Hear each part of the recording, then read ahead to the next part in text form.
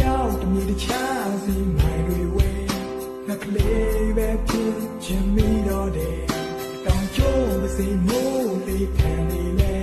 နေရှိမဲ့ရန်ငါလိုက်ခဲ့နေစိတ်ကူးတဲ့ရုံးလွင်ခဲ့ဘူးခဏပြုံးနေပြန်လာတော့ချေတဲ့သူဒီပင်မဲ့ကြီးတဲ့လက်ပြလို့ကူ